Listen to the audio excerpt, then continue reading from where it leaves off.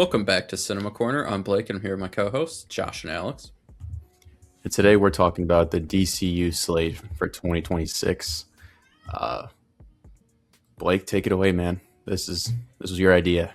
Yeah, DC, obviously, James Gunn, that we are now going into year 2 of his control. As last year we had Creature Commandos, Superman, and Peacemaker Season 2 were the 3 projects we got out of the DCU, and this year is also 3 projects, as we have Lanterns, Supergirl, and Clayface. So we're just gonna those are the only 3 that we can talk about for this year.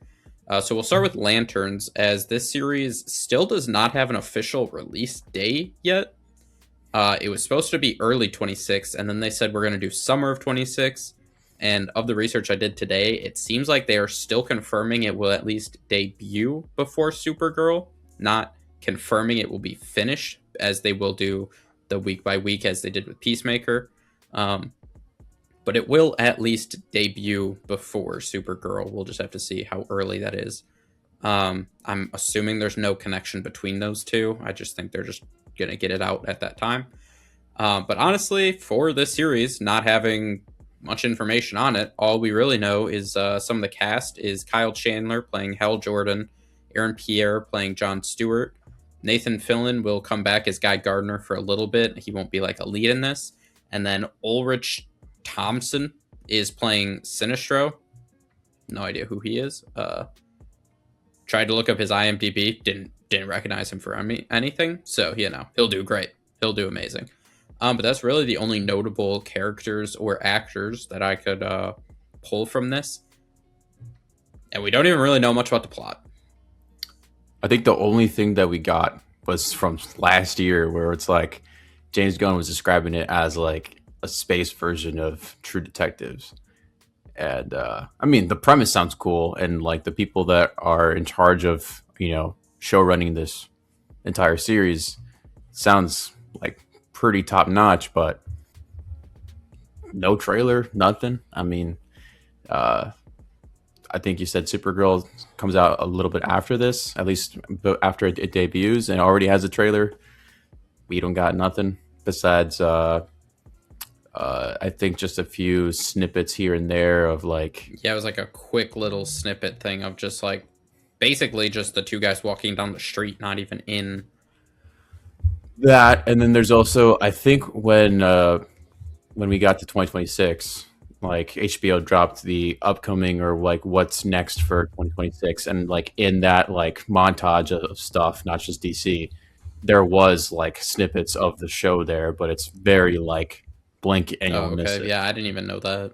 Mm-hmm. Yeah, but that's literally it. Like there's no full trailer or nothing. Yeah, and we're almost in February, so we're like, it's not that far away, man. It's if we're like estimating this to be in June, it's just a handful of months before the debut, so to speak, of the show, and we got nothing.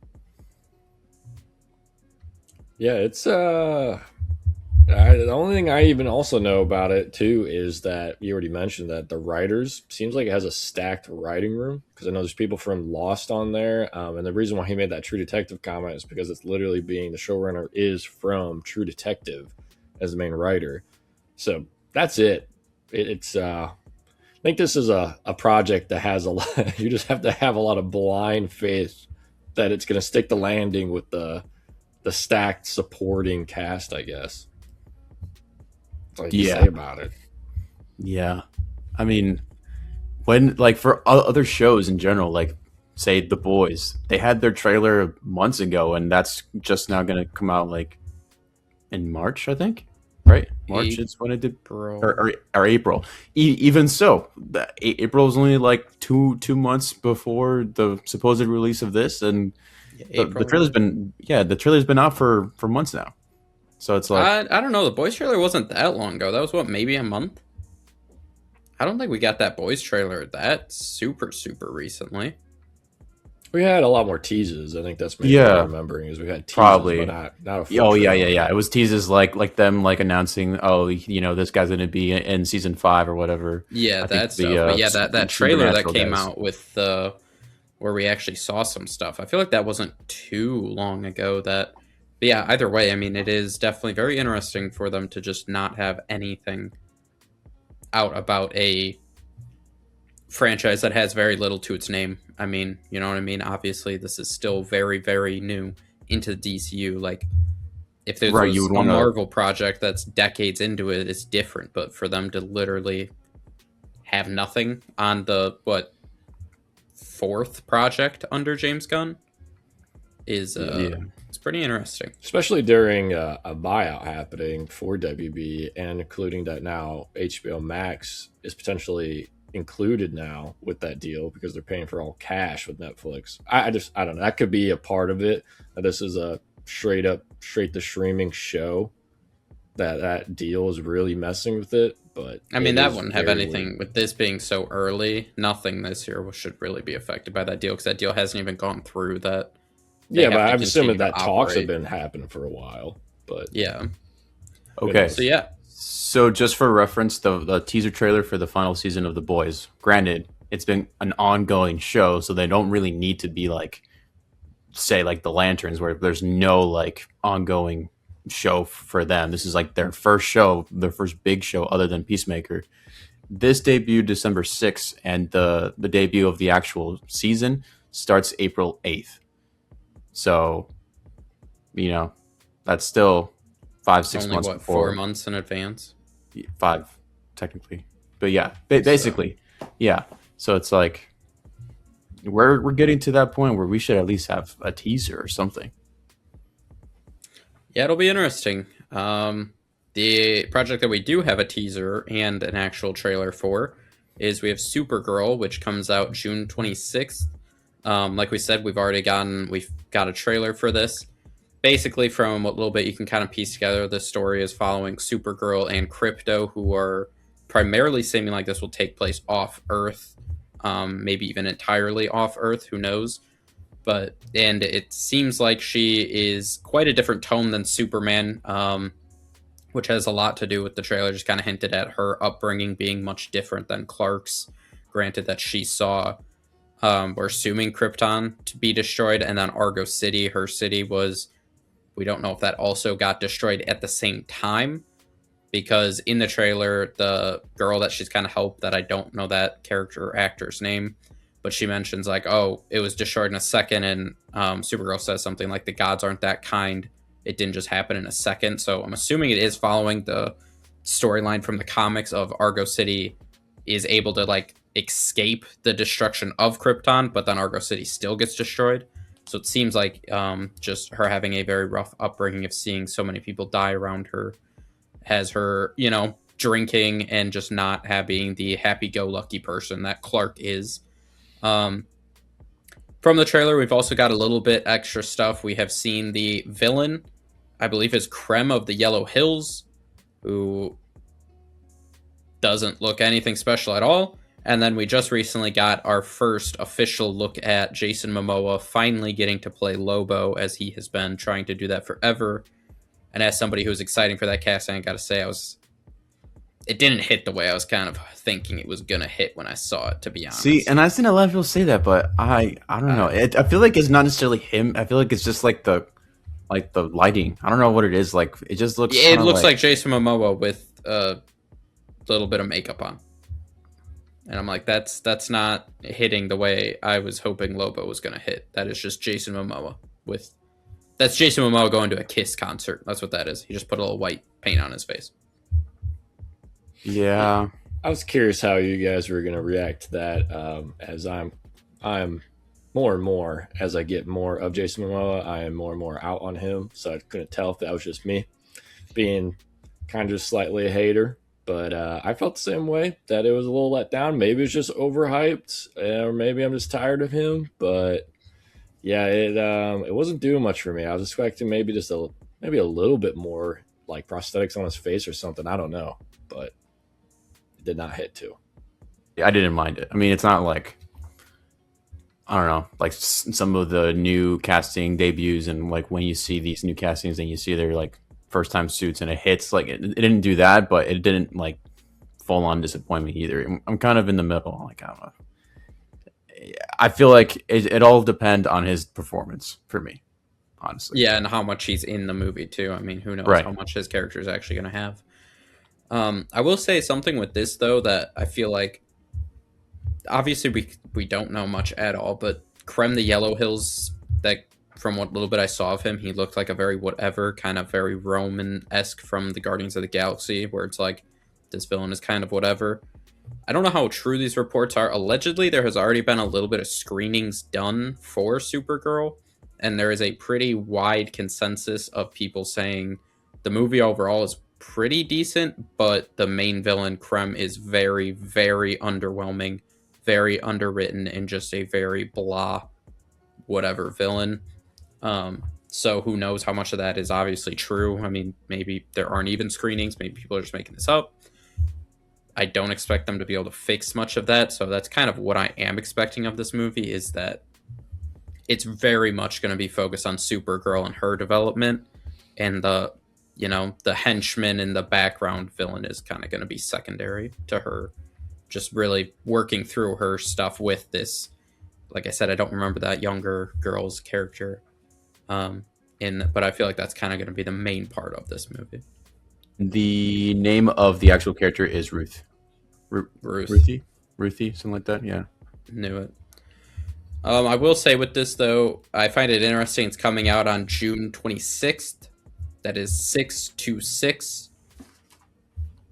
Stitch from the hit movie Lilo and Stitch was Experiment 626. Could we be getting Stitch entering the DCU? Possibly. Just saying, throwing it out there. Connecting the dots. It lines up. Guys just want to release the Stitch gun movie. files. That's I'm nuts. just saying. It could add up. You just leaked it. 626. Jesus, what the fuck? Well, but it reminds me, there's a good chance that we're going to be able to watch this all together. What do you mean, good chance we are? I don't know. There's other people that might not want to watch it. Fuck them. We're seeing it. What's the third project? Clayface, right? Clayface, which I don't know how we feel about this. It could be a good or bad omen. This comes out on 9/11. It does. It does. Is that a good thing? Is that a bad thing? Depends on who you ask. Some are saying it's going to be a hit. Some are going to say it's going to be the worst disaster since 2001. I don't know. That's just what I'm hearing. Again, this one is very, very, very little known about. Pretty much all we do know is the main actor, Tom Reyes Harris, is his name. I don't even know if I got that right. He is playing Matt Hagen, aka Clayface. Along with that, Naomi Ackie, I believe is how you pronounce her last name. She is going to have a role in this. She is known for the love interest in Mickey 17, as well as was the star of Twice. She is going to be a main lead of this. I didn't even see a character name while I was looking at her. And then the other thing is the actor Eddie Marsan is in this, which he's just, nobody knows who he is, but when you see him, you recognize him because he's just a creepy looking fuck, if you ask me. Like, he's just a real weird looking guy. You saw He's like the main villain in Deadpool 2. Oh yeah, I was thinking of The Gentleman. They make him like fuck a pig. Yeah, he's just a creepy looking guy. That I'm like, oh, this fits. This is going to be a lot of body horror, a lot of weird shit going on. This little guy's going to be scurrying in the background, probably. Gotta be some kind of villain. But yeah, other than that, that's really all that we know. We don't know much about who else is going to be in it. It is going to be our first time seeing Gotham in the live action under James Gunn. Some people are a little concerned that it seems like a lot of it was shot around Liverpool, which is where Matt Reeves did a lot of the Batman shooting for Gotham City. So we'll see how much they change it up. Obviously, the Batman had still a lot of Chicago feel, it felt like to us being from Chicago. So we'll see how they kind of change it up to make it a little bit different than that Gotham City. But yeah, this is a movie that has very little known about it. We have no trailers, teasers, and don't expect to see any anytime soon. When does this come out? Oh, 9/11, right? Okay, so 9/11. Yep. Okay. Well, I mean, I know Mike Flanagan is attached to this. That's pretty much all we know for most of these, besides obviously Supergirl. For the longest time, it was just who was attached to like direct and write these projects. And I mean, I don't know if Mike Flanagan doing a body horror with Clayface in Gotham. I feel like that's a cool premise. I still have to see it like, applied. I just don't. I kind of need a teaser or something. Like, I can't just be like, what, we're out 8 months, less than 8 months out from that. I don't know. Just DC so far, at least for this year too. I don't know what they're doing with their marketing. I feel like they just kind of like, put out their year one stuff. Yeah, they put out their year one stuff, and they're just like, see you later, see you in waiting for that Netflix check. Yeah, they expended shit, bro. They're waiting for all that money. Like a hostile takeover is happening. This is that Magic Johnson. I don't care. I'm not here no more. They don't care. Not my problem. Yeah, it is interesting how little we have seen from these projects that are all very, I mean, in the case of Supergirl and Lanterns, very soon. So, yeah, I don't know. It is interesting for sure. Yeah, I think my expectation of this, just because you already mentioned who it's being directed by, if it's not a full-on horror element, or at least fits that genre, I will be extremely disappointed, because then I don't know what you're going to be doing with this. I'm worried that this is going to be like a James Gunn just kind of pet project. He's already kind of done that a little bit. I felt that way with Creature Commandos. Like, could have lived without it. So I don't know how you're releasing Clayface before establishing a Batman. It's kind of Sony. The only thing we saw is from Creature Commandos, and he was kind of just a joke in that. So I don't know. I'm more worried about this one easily than Lanterns, but we'll see. Oh yeah, no. Yeah. Of the three, I'm definitely more worried, just because it's the furthest out, and two, I don't know. Have they confirmed if this is rated R? They should be. Know for sure. It seems like James Gunn is definitely trying to make it, as he is more of a body horror kind of guy. That I would assume this will be rated R. But yeah, nothing is officially announced. But again, that's just a bold move to, obviously rated R movies don't box office wise perform nearly as well as other movies. And this is, a studio that is struggling financially, that we're going to get a very underknown character. Like, this isn't, this isn't Batman. This isn't even like Joker or a more well-known villain. I mean, this is like tier 2, this is or tier 2, borderline 3. I mean, granted, Clayface as a character is a cool concept, because obviously he's a shapeshifter and you can do some cool shit with it. But in terms of like stacking him up with the rogues gallery that Batman has, and his fucking bag goes deep, Clayface is like tier 2 maybe, but for sure like 3, because you have way more like famous characters: Penguin, Riddler.